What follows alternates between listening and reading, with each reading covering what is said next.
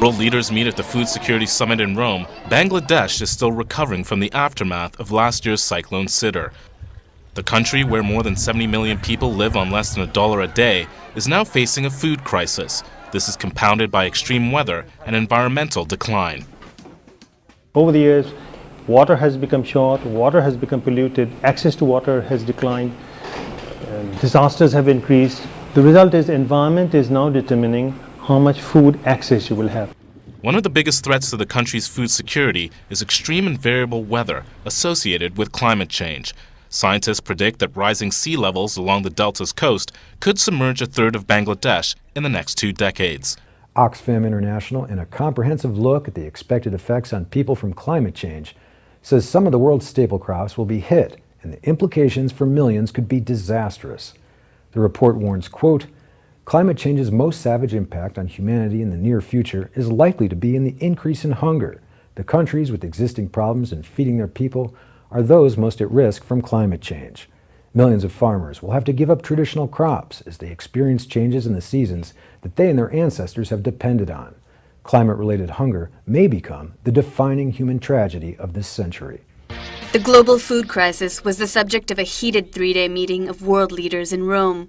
Representatives from 183 countries signed a declaration on June 5th to increase investment in agriculture, strengthen global relief, and hold further trade talks, as initial talks proved contentious.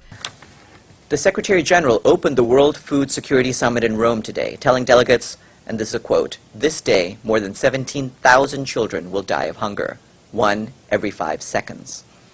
The Secretary General stressed the heavy human costs of the food crisis, the need for a comprehensive approach, and the deep interconnection between food security and climate change. There can be no food security without climate security, he said. He said that we will need to grow 70% more food by 2050, at a time when weather is becoming more extreme and unpredictable. Ordinary Bangladeshis are paying nearly double what they paid last year for a kilogram of rice. Border guards now manage crowded government-subsidized rice shops to keep crowds under control. As it is, anyone living on $1 or $2 a day is in a state of extreme vulnerability. Now when price rises, and most of these people are going to spend around 70 to 75% of their income on food.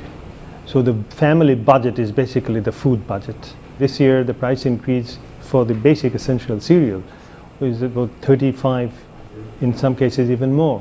United Nations Secretary Ban Ki-moon called on all nations to ease agricultural export restrictions. Kenyan Agricultural Minister William Ruto seconded his call and urged that protectionist policies be done away with. I think the rich countries, the developed world, should instead open their markets and remove restrictive regimes and protectionist regimes. And in fact, the same way they have a loyal market for their produce in the third world, the industrial produce, they should be reasonable enough to open up their markets so that agricultural products from the developing world can find their place in their markets. Leaders and representatives from the hardest-hit nations expressed their frustration over the weakness of the final declaration, which was watered down to bring all signatories to the table. Concrete strategies to address concerns over biofuel production and export restrictions were not included. While Ghana pushed for firm commitments from participating nations, U.S. Agricultural Secretary Ed Schafer backed the U.S.'s stance on resisting agreements that would counter U.S. trade policy. No agreement's better than bad agreement, always. You know, if nothing else, nations came together to recognize the problem. Though this back and forth is not unusual at world policy summits, the urgency of the crisis has caused a great deal of concern worldwide. Millions teeter on the verge of starvation, and millions more make the hard choice to sacrifice other necessities in order to put food on the table. Bangladesh is attending the conference in Rome, asking the international community for help in attaining food security.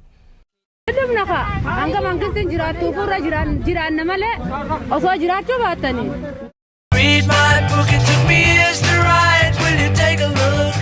It's based on